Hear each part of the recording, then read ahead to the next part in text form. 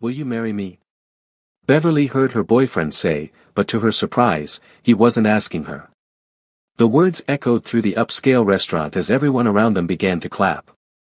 Beverly's boyfriend, Marcus, was on one knee with a small velvet ring box, proposing to Kendra. Beverly's best friend since childhood. The same best friend who had cried on Beverly's shoulder just 3 months ago about being so lonely.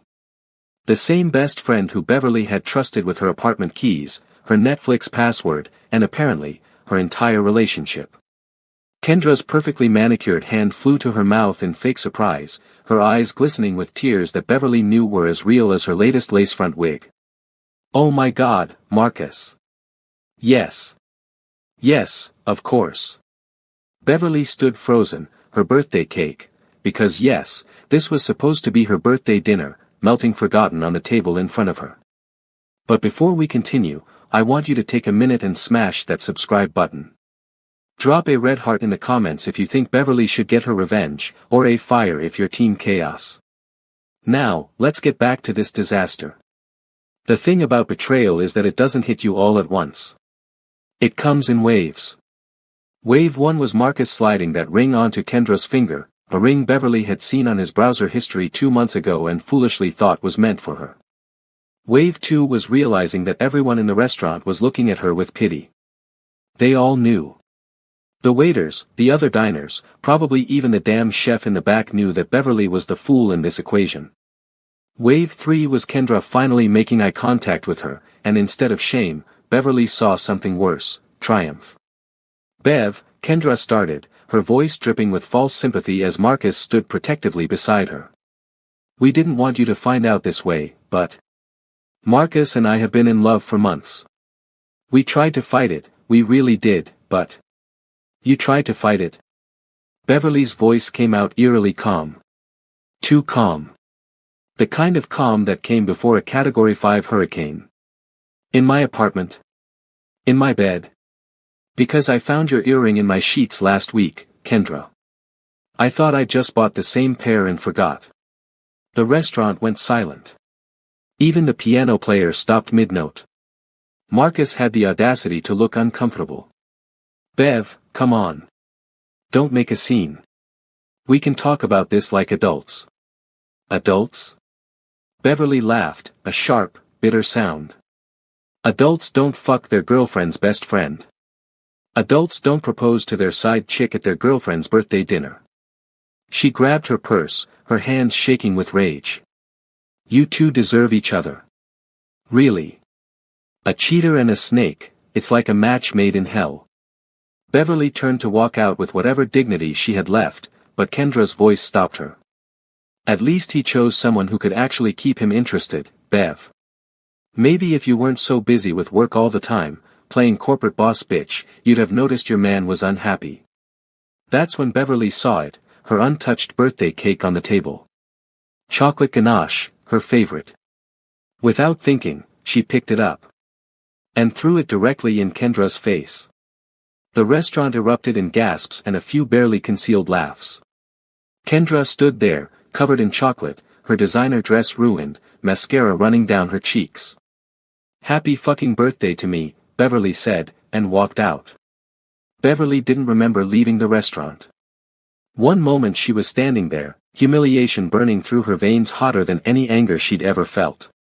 The next, she was stumbling down the rain-soaked streets of Seoul in her black cocktail dress and heels, mascara running down her cheeks. Seoul. The city she'd moved to 6 months ago for a fresh start with Marcus, leaving behind her family in Chicago and her promising career as a corporate lawyer. Marcus had convinced her it was their adventure, their future. What a fool she'd been. The November rain pelted down harder, soaking through her clothes, but Beverly didn't care. She wanted to disappear. To scream. To set the whole damn world on fire. She found herself in Itaewon, stumbling into the first bar she saw, a sleek, dimly lit lounge with red accent lighting and a thick scent of expensive cologne and whiskey. Vodka. Straight, she demanded at the bar, slamming down cash. The bartender, a young Korean man with bleached hair, looked concerned. Miss, are you? Just pour the damn drink. He obliged. Beverly threw it back, relishing the burn. Then another. And another. That's when she felt eyes on her. She turned and locked gazes with a man sitting in the corner booth, and God help her, he was beautiful. Dangerously beautiful. Sharp jawline, dark eyes that seemed to see right through her, perfectly styled black hair, and a tailored black suit that probably cost more than her rent. Their eyes held for a moment too long. And Beverly, fueled by vodka and vengeance, made a decision that would change her life forever. She walked straight to his booth. "I need you to do me a favor," she said, her voice steadier than she felt. The man raised an eyebrow, a slight smirk playing at his lips. When he spoke, his English was perfect but laced with a Korean accent that sent shivers down her spine. "I don't do favors for strangers." "Then let me introduce myself. I'm Beverly Chen. My boyfriend just proposed to my best friend in front of me an hour ago, and I want him to feel a fraction of what I'm feeling right now." "And what exactly are you feeling, Beverly Chen?" "Like burning the world down." His smirk widened. "I like you already." "Great. Then you won't mind if I do this." Beverly grabbed his face and kissed him. Not a gentle kiss. Not a sweet kiss. A claiming, desperate, furious kiss that tasted like vodka and revenge. And to her surprise, he kissed her back, deep, possessive, like he was trying to devour her whole. When they finally broke apart, both breathing hard, Beverly noticed the entire bar had gone silent. People were staring, but not at her. They were staring at him. With fear. "Do you have any idea who you just kissed?" the man asked, his dark eyes glittering with amusement and something more dangerous. Beverly's vodka-soaked brain finally registered the details she'd missed: the expensive suit, the booth in the back corner with a clear view of all exits, the two large men in black suits standing near the entrance who were now watching her like hawks. "Should I?" she challenged, because apparently trauma and alcohol had turned her suicidal. He laughed, a low, rich sound that made her stomach flip. "I'm Kong Miho. And you, Beverly Chen, just kissed the head of the Kong family in front of half of Seoul's underworld." Beverly's blood ran cold. Even she, who'd only been in Seoul for 6 months, knew that name. The Kong family. Korean mafia royalty. Untouchable. Ruthless. "Oh, fuck," she whispered. "Indeed," Miho said, standing up to his full height, easily 6 feet of lean muscle and danger. "But you've created quite the problem for me. My enemies will think you're important to me now." "Which means?" He stepped closer, backing her against the booth.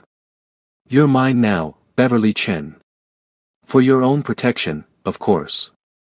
"Like hell I am," Beverly snapped, her lawyer brain finally kicking in through the alcohol. "I don't belong to anyone. Not anymore." "Brave words," Miho murmured, his finger tilting her chin up. "But that video of our kiss? It's already going viral. Your ex-boyfriend and his new fiancée? They've probably seen it by now." Beverly's eyes widened. She pulled out her phone with trembling hands. 67 missed calls. 143 text messages. The top one from Marcus: "Beverly, what the fuck is this?" Below it, a video link. She clicked it. There she was, kissing Kong Miho in crystal clear HD, the video already at 2 million views with the caption, "Kong Miho's mystery woman, who is SHE?" "Oh my god," Beverly breathed. "Don't worry," Miho said, his voice dark silk. "I'll protect you. But everything has a price, Beverly. And you're about to learn that kissing a monster comes with consequences." Before Beverly could respond, gunshots shattered the windows. Miho moved like lightning. 1 second Beverly was standing, the next she was on the floor with Miho's body covering hers, his hand protecting her head. Glass rained down around them as more gunshots peppered the bar. "Stay down," Miho commanded, his voice sharp and authoritative. Beverly's legal training had prepared her for courtrooms, not combat. She pressed herself flat against the floor, her heart hammering so hard she thought it might burst from her chest. She heard shouts in Korean, the sound of returning gunfire, and then, silence. Miho stood, pulling her up with him effortlessly. His suit was dusted with glass, but he was completely unharmed. The two bodyguards she'd noticed earlier were at the entrance, guns drawn, standing over 3 bodies. Beverly's stomach lurched. Are they dead? Yes, Miho said casually, brushing glass from his jacket. Welcome to my world, Beverly Chen. This is insane. I need to leave. I need to. You need to come with me. Now. His grip on her wrist was gentle but firm. Those men were from the Park family. Our rivals. They saw the video and decided you were a target. If you go home, you'll be dead by morning. Then I'll go to the police. Miho laughed, cold and sharp. The police? Half of them are on my payroll, Beverly. This is Seoul, not Chicago. Different rules. Beverly wanted to argue, but the 3 dead bodies bleeding out on the bar floor were pretty convincing evidence that she was in over her head. Fine, she said, yanking her wrist free. But I'm not your property. This is temporary protection until I can figure out how to fix this mess. Of course, Miho agreed, too easily. Temporary. But the way he smiled told Beverly she'd just made a deal with the devil. Miho's car was a sleek black Mercedes with bulletproof windows and leather seats that probably cost more than Beverly's entire wardrobe. The driver didn't speak, didn't even look at her, just drove through Seoul's glittering streets with practiced efficiency. Where are we going? Beverly demanded. My home. The Kong Estate. It's the safest place in Seoul. Your home. Absolutely not. Take me to a hotel. Every hotel in this city will know where you are within an hour. Do you want to test if my enemies are faster than my security? Miho's dark eyes challenged her. You kissed me, Beverly. You made yourself part of this world. Now you have to survive it. Beverly clenched her fists. He was right, damn him. Her phone buzzed incessantly. She finally looked at the messages. Marcus, you vindictive bitch. How could you embarrass me and Kendra like this? Kendra, Bev, I'm so sorry, but Marcus and I fell in love. We didn't mean for it to happen. And now you're making everything worse with this stunt. Beverly's blood boiled. They were the victims. They were embarrassed. Then she saw a message from an unknown number. Unknown, you always were a disappointment, Beverly. Now you're a disgrace. Don't bother coming home. Dad. Her father. Of course.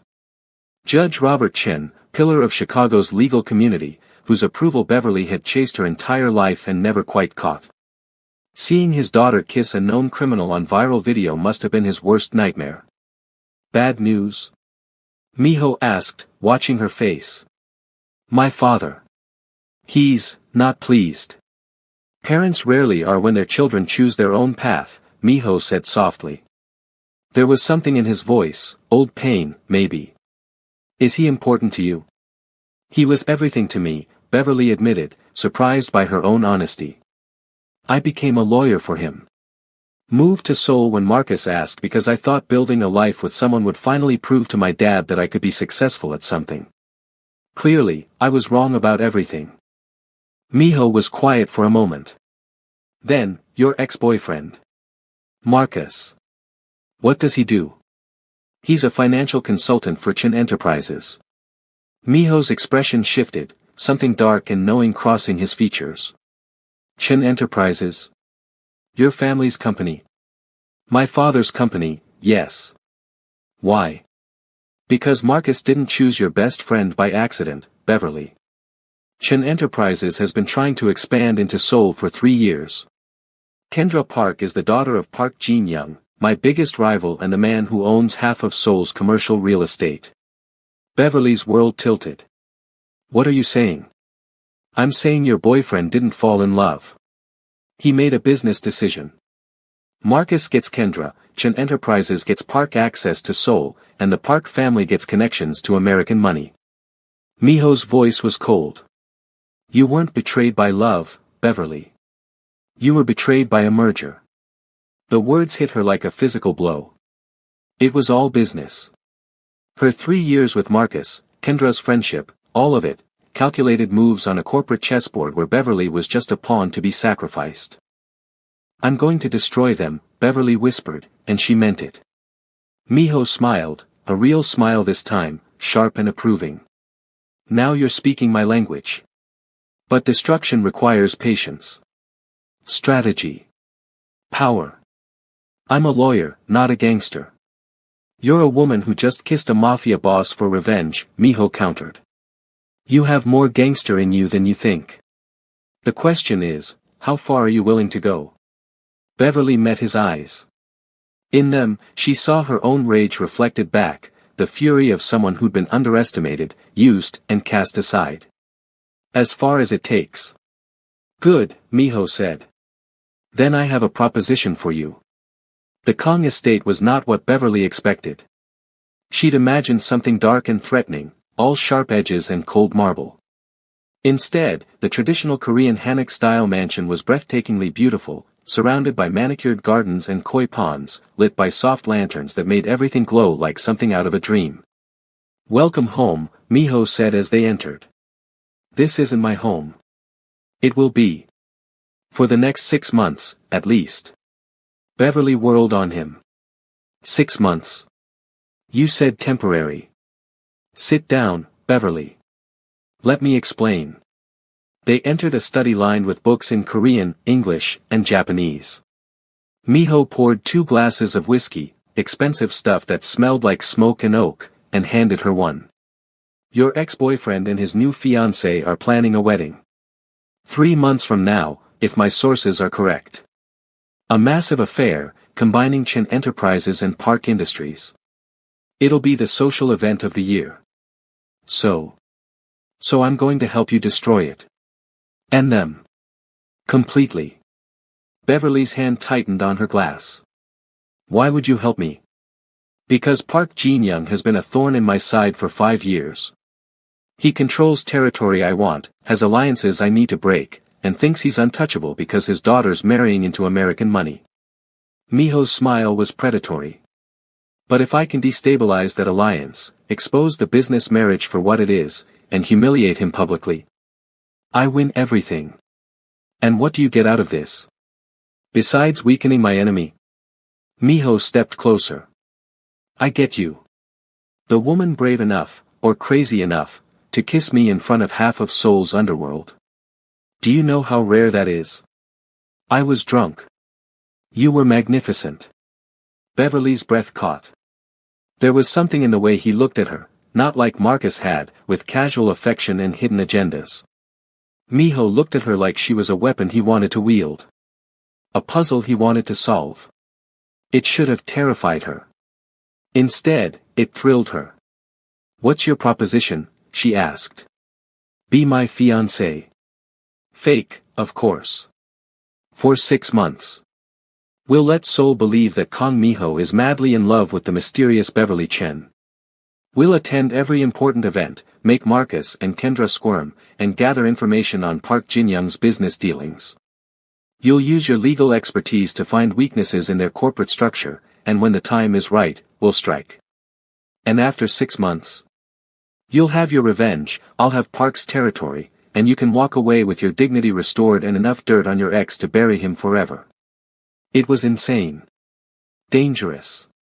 Everything Beverly's careful, controlled life had never been. "I have conditions," she said. Miho's eyebrow rose. "Of course you do. No real romance. This is business. I'm not interested in being anyone's girlfriend, real or fake, in any emotional sense." "Agreed. I want access to all information about Marcus and Kendra. Everything your people find." "Done. And I want to learn how to defend myself. If I'm going to be in your world, I'm not going to be helpless." Miho's smile turned approving. "I'll train you myself. Anything else?" Beverly thought of her father's message. The disappointment in those words. The way he'd so easily believed the worst of her. "I want to prove I'm not a disappointment," she said quietly. "I want to show everyone who underestimated me exactly who Beverly Chen really is." Then we have a deal. Miho extended his hand. Beverly shook it, feeling the calluses on his palm, the strength in his grip. One more thing, Miho said, not releasing her hand. If we're going to convince Sol that we're engaged, we need to be believable. Which means you'll need to move into the estate, attend family dinners, and play the part perfectly. I can act. Can you? Miho pulled her closer, his free hand settling on her waist. Because my enemies will be watching. One wrong move, one hint that this is fake, and they'll use it against us. Against you. Beverly's heart hammered, but she refused to back down. I'm a corporate lawyer. I've bluffed my way through million-dollar negotiations. I think I can handle pretending to like you. Liking me isn't the problem, Miho murmured, his lips dangerously close to her ear. The problem is making them believe you love me. That you'd die for me. That you're mine in every way that matters. Then I'll be convincing. Prove it. Beverly didn't think. She grabbed his collar and kissed him again, harder this time, angrier, pouring 3 years of betrayal and rage into the press of her lips. Miho responded immediately, his arms wrapping around her, lifting her slightly off the ground. When they broke apart, both breathing hard, Miho's eyes were dark with something Beverly couldn't quite name. Convincing enough, she challenged. We'll see, Miho said. Because tomorrow, you're meeting my family. And if you think Marcus and Kendra were bad, wait until you meet the Kong clan. Beverly had faced hostile boardrooms, aggressive opposing counsel, and her father's disapproval. None of it prepared her for dinner with the Kong family. The dining room was traditional Korean style, with low tables and floor cushions, but the atmosphere was pure tension. Miho sat at the head of the table with Beverly to his right, and arranged around them were the most dangerous-looking people Beverly had ever seen. Everyone, Miho said in Korean, then switched to English for Beverly's benefit, this is Beverly Chen. My fiancée. The silence was deafening. Then an older woman, elegant, cold-eyed, dripping in diamonds, spoke. Your fiancé. Miho, you've been engaged before. 5 times, in fact. All business arrangements that ended badly. Why should we believe this one is different? Because I chose her, mother. Not you. Not the family. Me. Beverly's head snapped toward Miho. He'd been engaged 5 times. Miho's mother, Kang Sujin, turned her calculating gaze on Beverly. And what makes you special, Miss Chen? Are you wealthy? Connected? Or just another American gold digger who kissed my son in a bar? Beverly felt her temper flare. In Korean, she said, I'm a corporate lawyer who doesn't need your son's money. I have my own career, my own accomplishments, and enough self-respect not to tolerate being called a gold digger by someone who doesn't know me. The room went silent. Then a young man across the table, handsome, maybe mid-20s, with silver hair and a cocky smile, started laughing. Oh, I like her. She has teeth, young. Finally, someone interesting. This is my younger brother, Kang Juno, Miho said, looking amused. He's annoying but mostly harmless. Mostly, Juno agreed, winking at Beverly. And the rest? Beverly asked. Miho went around the table. His mother, Sujin, who controlled the family's legitimate businesses. His uncle, Kang Daesham, who handled security, which Beverly understood meant enforcement and violence. His cousin Kang Hyori, a stunning woman in her 30s who looked at Beverly like a bug she wanted to squash. So, Hyori said in perfect English, you're the woman from the video. The one who made Miho look weak by throwing herself at him in public. I made him look weak. Beverly shot back. Or did I make him look desired? Seems like perspective matters. Hyori's eyes narrowed. Careful, American. You don't know our world. Then teach me. Unless you're afraid I'll learn too quickly and outmaneuver you. Juno laughed again. Oh, this is going to be fun. Hyori, she just called you slow. Enough, Miho's mother said. Beverly, you speak Korean well for an American. Where did you learn? My mother was Korean. She died when I was 12, but she made sure I knew the language. Said I should be proud of both sides of my heritage. Something shifted in Sujin's expression, still cold, but less hostile. And your father? Chinese American. A federal judge in Chicago. Currently pretending I don't exist because I embarrassed the family. Ah, Sujin said. So you know what it means to disappoint powerful parents. Every day of my life, Beverly admitted. For the first time, Miho's mother smiled, small, but real. Perhaps you're not as weak as I thought.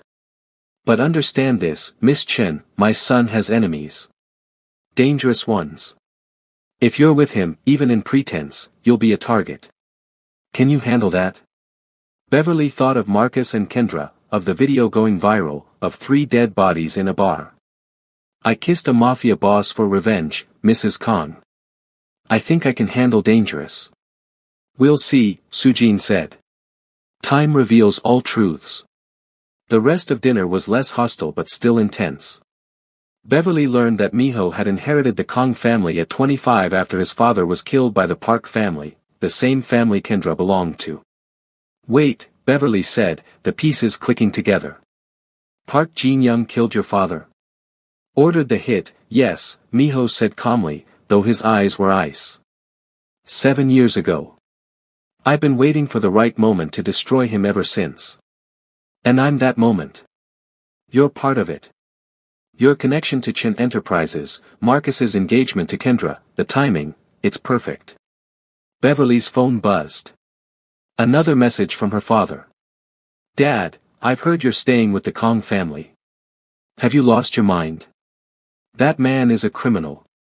Come home immediately before you destroy what's left of your reputation. She showed it to Miho. He wants me to come home. Will you? Beverly thought about it. Really thought about it. Going home meant admitting defeat, crawling back to Chicago with her tail between her legs, watching Marcus and Kendra live happily ever after while she nursed her wounds. Staying meant danger. But it also meant revenge. Power. Proving everyone wrong. No, she said.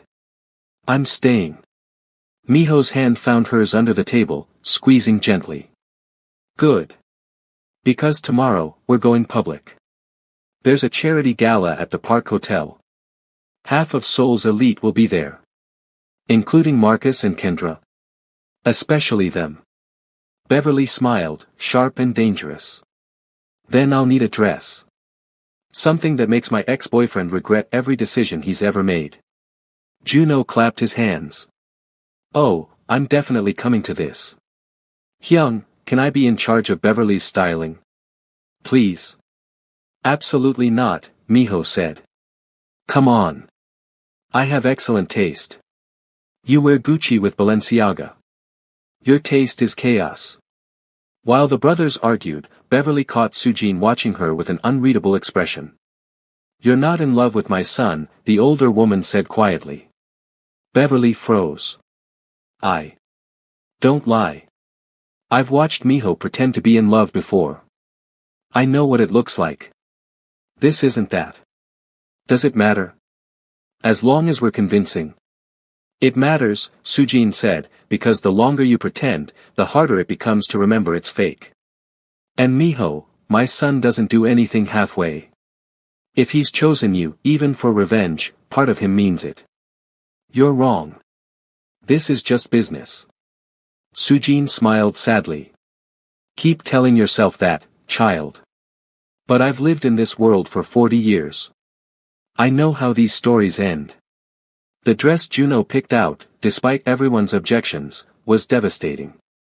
Midnight blue silk that hugged every curve, with a slit up to Beverly's thigh and a back that plunged dangerously low.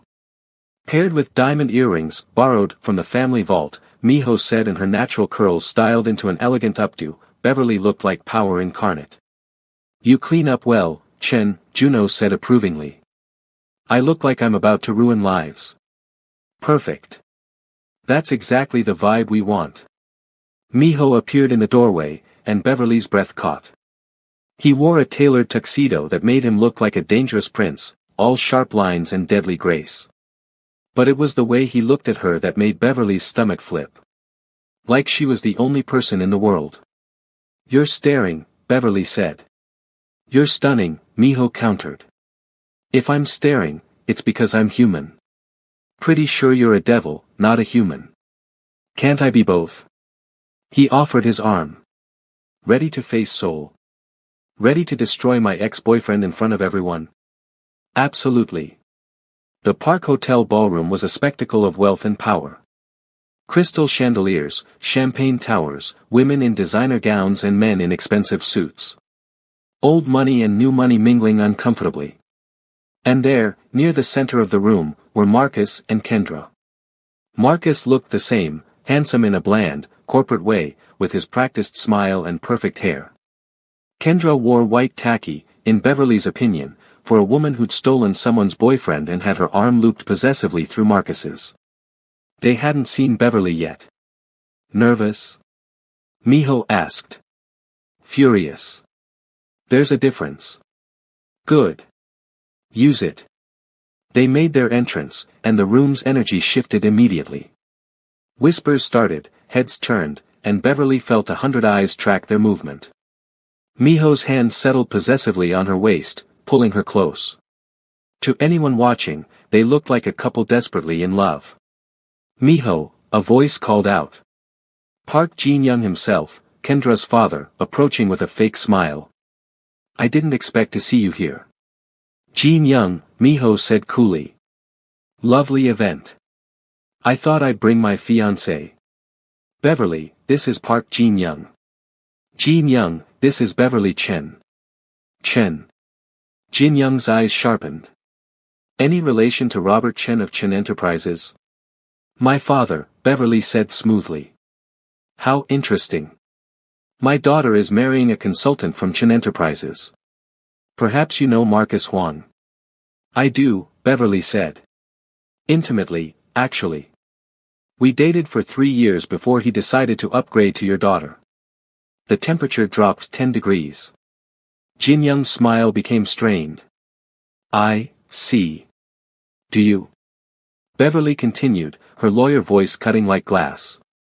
"Because I find it fascinating that a chance romance between Marcus and Kendra coincided so perfectly with Chen Enterprises' expansion into Seoul. Almost like it was planned." "Beverly," Miho murmured, warning in his voice, but his eyes were delighted.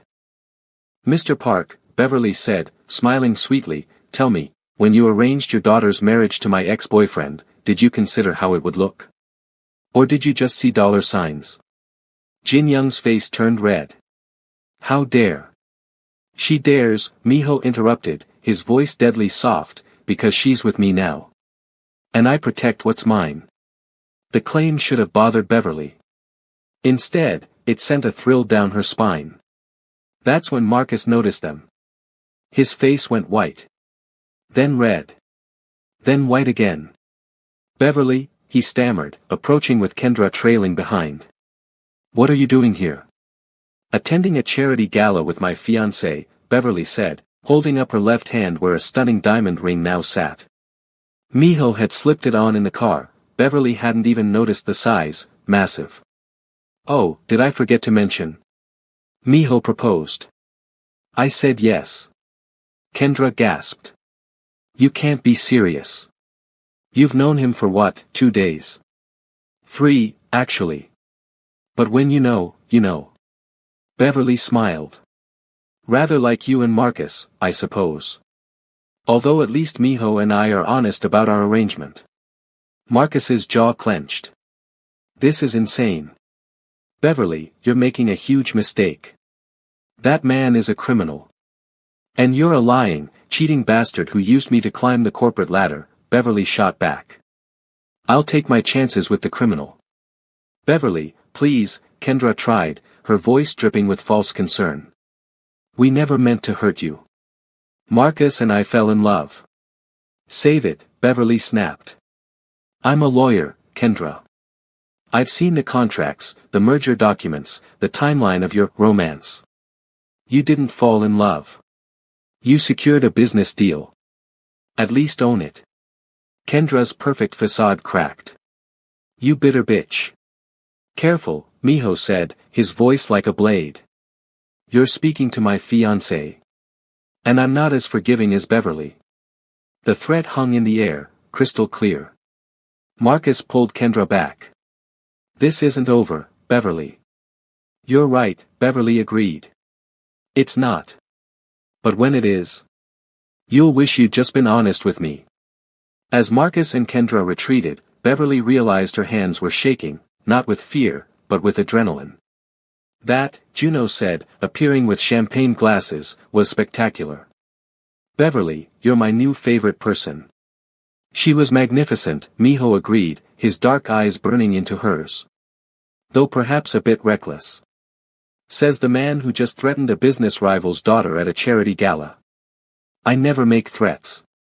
Only promises. The rest of the evening passed in a blur of introductions, fake smiles, and whispered conversations. Beverly played her part perfectly, the devoted fiancée, the woman hopelessly in love with Kong Miho. But as the night wore on, she realized something terrifying. It was getting easier to pretend. Too easy. When Miho's hand found hers, it felt natural. When he whispered in her ear, she leaned in automatically. When he pulled her onto the dance floor and held her close, swaying to some romantic ballad, Beverly forgot they were acting. You're good at this, Miho murmured as they danced. At what? Lying. At being mine. Beverly's breath caught. It's fake, remember? 6 months and we're done. Of course. But Miho's arms tightened around her. 6 months. As they swayed, Beverly caught sight of Marcus watching them from across the room, his face twisted with jealousy and rage. Good, she thought. Let him burn. But when she looked back at Miho, saw the way he was watching her, like she was precious, dangerous, essential, Beverly wondered if she was playing with fire. And worse, if she even wanted to stop. The photograph appeared 3 days later. Beverly was in Miho's study, reviewing documents about Park Industries looking for legal weaknesses, as promised, when Juno burst in waving his phone. You're viral again, he announced gleefully. What? He shoved the phone in her face. There, trending #1 on Korean Twitter, was a photograph from the gala, Miho and Beverly dancing, his hand on her waist, her head on his shoulder, both of them looking at each other like nothing else existed. The caption read, Kong Miho's mystery fiancé, a love story or a scandal? 3 million shares, Juno said. Every news outlet in Seoul is trying to figure out who you are. Some have connected you to Judge Chin, others think you're a corporate spy, and my personal favorite theory is that you're an assassin sent to kill Miho but fell in love instead. That's ridiculous. Is it though? Because that photo looks pretty real, Bev. Beverly stared at the image. Juno was right, there was nothing fake about the way they looked at each other in that moment. It's just good acting, she muttered. Keep telling yourself that. Miho entered, looking grim. We have a problem. The photo? Beverly asked. Worse. Marcus has hired a private investigator. He's digging into your past, trying to find dirt to discredit you. Beverly's blood ran cold. My past is clean. I have nothing to hide. Everyone has something to hide, Miho said gently. Secrets. Mistakes. Things they're not proud of. Beverly thought of the miscarriage she'd had 2 years ago, Marcus's baby, lost at 8 weeks, a grief she'd buried deep because Marcus had barely cared. He'd been too busy with work to come to the hospital, had told her it was probably for the best anyway. She'd never told anyone. Not even Kendra. He can dig all he wants, Beverly said firmly. I'm not afraid of him. But that night, alone in the guest room Miho had given her luxurious, with a view of the gardens, Beverly's phone rang. Unknown number. Hello. Beverly Chen. The voice was male, American, unfamiliar. I'm calling on behalf of Marcus Huang. He'd like to arrange a meeting. Privately. To discuss terms. Terms. For ending your association with Kong Miho and keeping certain information private. Beverly's hands clenched. What information? The miscarriage. The depression that followed. The medication you were on. Mr. Huang thought you prefer that information stayed private. In exchange, he's willing to forget the embarrassment you've caused him. Rage flooded through Beverly, white-hot and pure. Marcus was going to weaponize her grief. Her trauma. You tell Marcus, Beverly said, her voice deadly calm, that if he wants war, he'll get it. And unlike him, I don't bluff. She hung up, trembling with fury. A knock on her door. Beverly. Miho's voice. She opened it.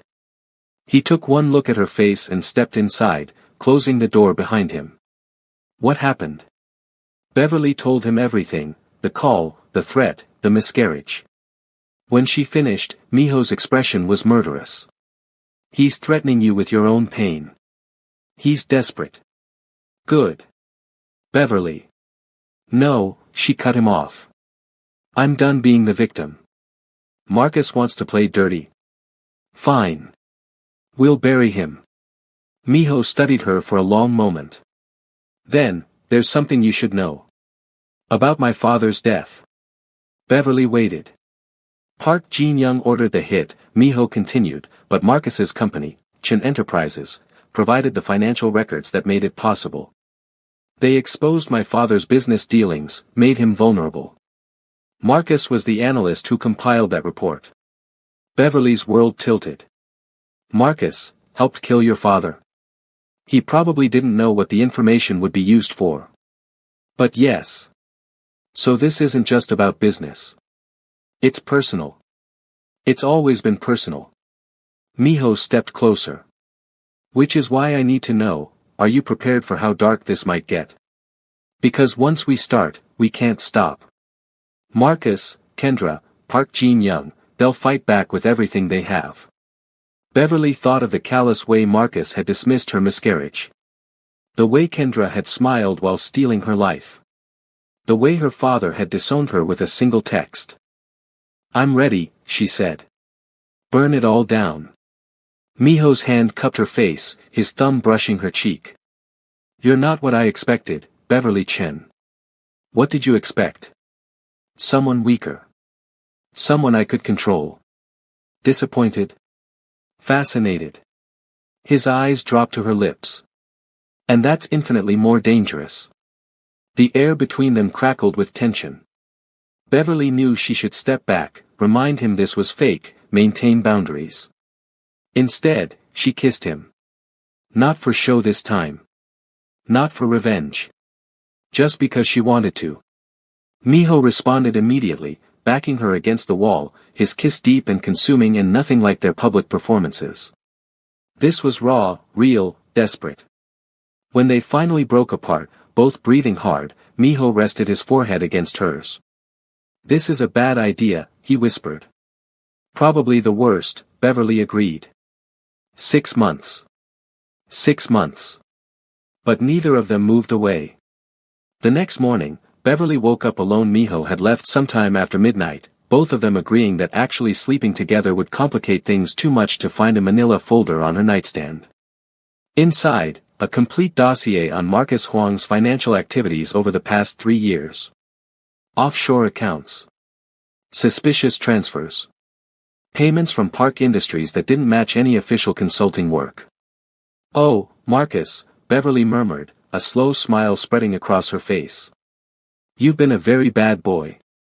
She dressed quickly and found Miho in his study with Juno and Hyori. You found something, Miho said immediately, reading her expression. Beverly laid out the documents. Marcus has been embezzling from Chen Enterprises. Small amounts, carefully hidden, but consistent. He's been funneling money through Park Industries to mask the transfers. How much? Hyori asked. About $2 million over 3 years. Juno whistled. That's enough to destroy him. We leaked this to the SEC and... No, Beverly interrupted. Not yet. This is leverage, not a weapon. We hold it until the wedding. Why wait? Miho asked. Because, Beverly explained, her lawyer brain fully engaged, if we expose him now, he'll claim ignorance, blame subordinates, maybe even pin it on someone else. But if we wait until the wedding, until he's legally bound to Kendra, until both families have invested millions in the merger, then we detonate this bomb. It doesn't just destroy Marcus. It destroys the entire Parkshan alliance. Miho's smile was proud and predatory. You're ruthless. I love it. I learned from the best, Beverly shot back. Over the next few weeks, Beverly fell into a strange new routine. Days were spent reviewing corporate documents, building the case against Marcus piece by piece. Evenings were public appearances with Miho, dinners, galas, carefully orchestrated, candid photos that kept them trending. And nights. Nights were becoming complicated. They'd established a rule after that first kiss: no more physical intimacy unless necessary for the act. But necessary was becoming a very flexible definition. We should kiss now, Miho would say at a restaurant, in case someone's watching. We should hold hands, Beverly would suggest at a gallery opening, for authenticity. They were lying to themselves and they both knew it. The turning point came 3 weeks before Marcus and Kendra's wedding. Beverly was training with Miho. He'd kept his promise to teach her self-defense in the estate's private gym. She'd just successfully flipped him, a move she'd been working on for days, when he pulled her down with him, reversing their positions. Cheater, she gasped, pinned beneath him. In a real fight, there are no rules, Miho said. But he wasn't moving, and neither was she. This isn't a real fight. Isn't it? His eyes were dark, intense. Feels like we've been fighting something for weeks. Miho. Tell me you don't feel this. Tell me it's still just an act. Beverly couldn't. Because somewhere between the revenge plotting and the fake engagement and the late-night conversations, she'd started falling for him. Really falling. 6 months, she whispered. That was the deal. Fuck the deal, Miho said roughly, and kissed her. This time, they didn't stop. Beverly woke up in Miho's bed, sunlight streaming through the windows, and reality crashed down. She'd slept with him. Not for show, not for revenge, but because she wanted to. Because she was falling in love with a man she was supposed to leave in 6 months. Regretting it already? Miho asked from beside her, awake and watching her with an unreadable expression. Should I be? That's not an answer. Beverly sat up, pulling the sheet around herself. What are we doing, Miho? I think that's obvious. You know what I mean. This was supposed to be fake. Temporary. And now? Now I don't know what it is. Miho sat up too, his hand finding hers. Beverly, I've been engaged 5 times. All of them were arranged, strategic, emotionless. I never cared if they stayed or left. His dark eyes locked on hers. You're different. Somewhere along the way, this stopped being about revenge and started being about you. Beverly's heart hammered. I'm still leaving in 6 months. After we destroy Marcus and the Parks. Are you? Because it seems like you've built a life here. You work with Juno on investigations, you've impressed my mother, you're learning Korean culture from Hyori. When was the last time you even thought about Chicago? He was right. Beverly hadn't called her father in weeks. Hadn't missed her old apartment, her old job, her old life. My father. Disowned you for making your own choices. Do you really want to go back to living for his approval? No, Beverly admitted. But I can't stay here forever. This world, your world, it's not mine. It could be. Before Beverly could respond, Juno burst in without knocking, as usual, looking panicked. We have a major problem. Get dressed and come to the study. Now. 5 minutes later, Beverly and Miho were staring at a laptop screen showing a news article. Kong Miho's fiancée, the woman who disappeared. The article detailed Beverly's past, her mother's death, her father's disappointment, her relationship with Marcus, even the miscarriage. How the hell did they find out about that? But the worst part was the headline underneath. Sources claim Beverly Chen is using Kong Miho to get revenge on ex-boyfriend Marcus Huang. It's all fake, says anonymous source close to the couple. Who leaked this? Beverly demanded. We're trying to find out, Hyrie said, typing furiously. But whoever it was had access to medical records, personal information. It was Marcus, Beverly said flatly. This is exactly what he threatened. Or Kendra, Miho suggested. She'd have access to information from when you were friends. Beverly's phone exploded with notifications. Messages from reporters, from old colleagues, from people she hadn't spoken to in years. And one from her father. Dad, I warned you this would happen. Come home, Beverly. Before you're completely ruined. No, Beverly said out loud. No. Miho asked. No, I'm not running.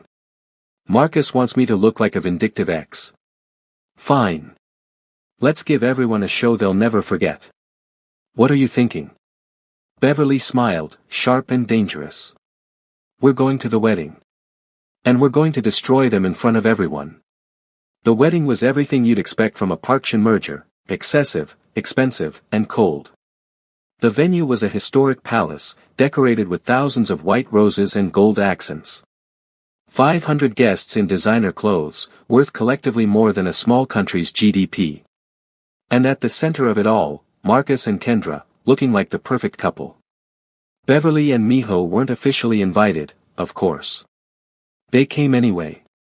Beverly wore red, a bold choice for a Korean wedding, where white and red were both considered controversial.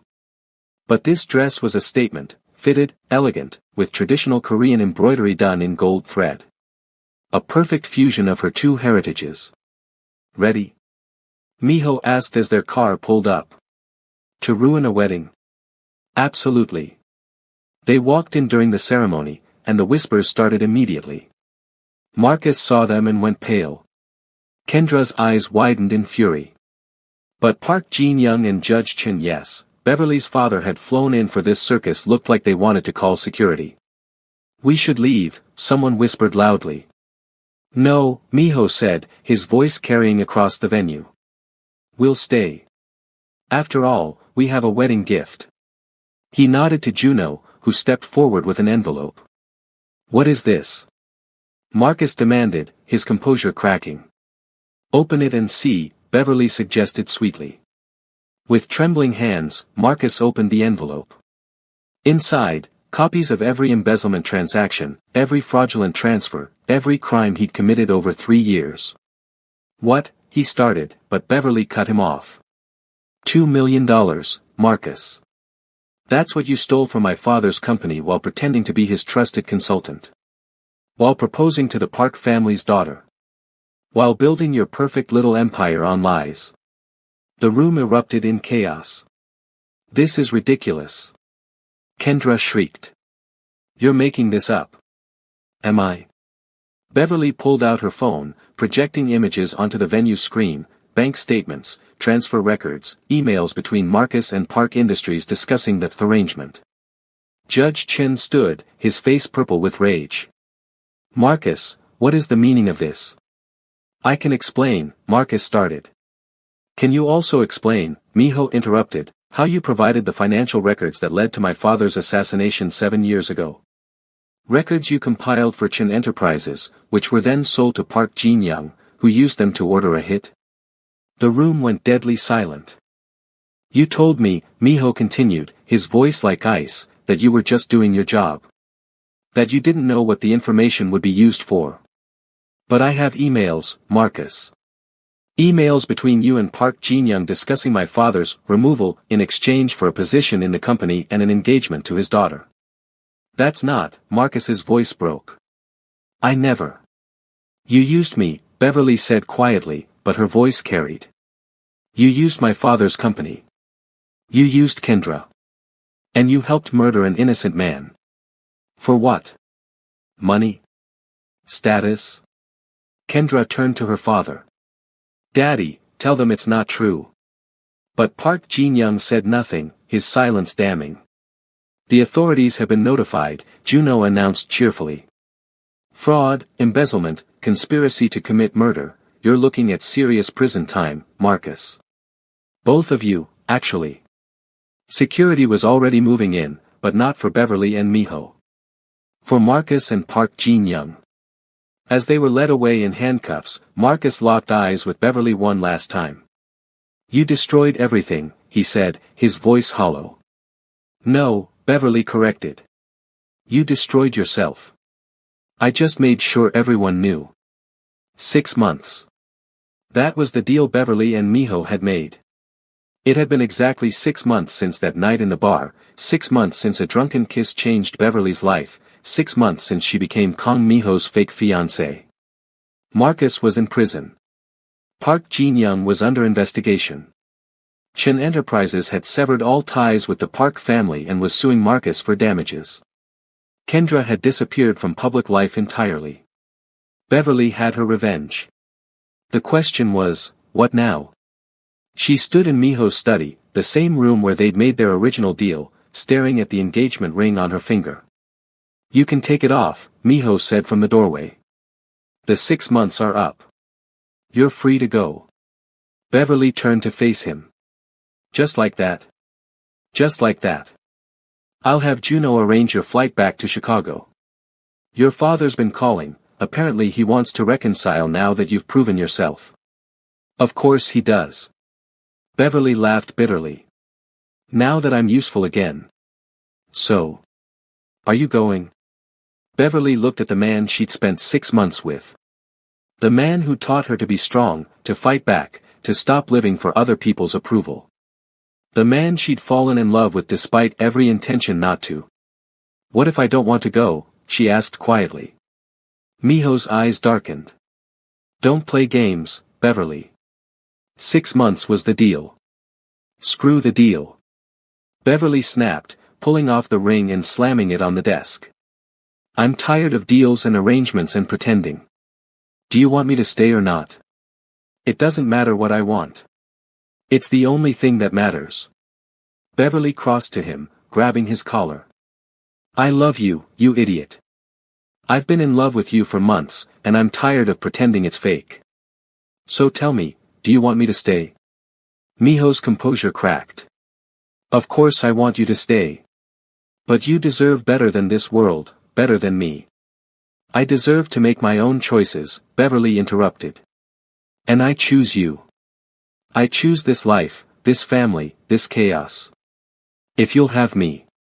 For real this time." For a long moment, Miho just stared at her. Then he was kissing her, desperate and deep, his hands in her hair. "You're sure?" he asked against her lips. "Because once you're mine for real, I'm never letting you go. Promise? Promise." He slid the ring back on her finger, but this time, Beverly knew it meant something real. 1 year later. Beverly stood in the same palace where Marcus and Kendra's wedding had imploded, but this time, she was the bride. Her dress was custom, a fusion of Korean hanbok and Western wedding gown, with crimson and gold embroidery that represented both her heritages. Her father sat in the front row. They'd reconciled, slowly, painfully, but genuinely, next to Miho's mother, who'd become the mentor Beverly never knew she needed.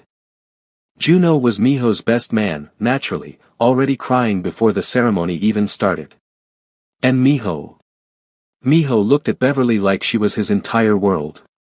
"Ready?" her father asked, offering his arm. "More than ready." As Beverly walked down the aisle, she thought about the night in that bar, the desperate kiss that started everything, the revenge that became real love. She'd come to Seoul broken, betrayed, looking for a fresh start. She'd found so much more. "Dearly beloved," the officiant began, and Beverly squeezed Miho's hands. "No more deals," she whispered. "No more deals," he agreed. "Just us.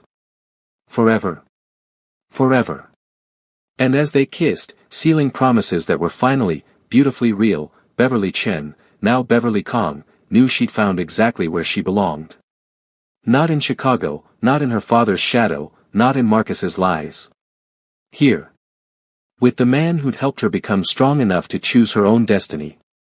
With the mafia boss she'd kissed in a bar and fallen in love with despite every intention not to. Some love stories start with happily ever after. This one started with revenge and became something infinitely better. Real. Drop a red heart if you loved Beverly's journey from heartbreak to happiness. And comment below, Team Miho or Team Revenge. Don't forget to subscribe for more dark romance stories where strong women take back their power and find love in the most unexpected places.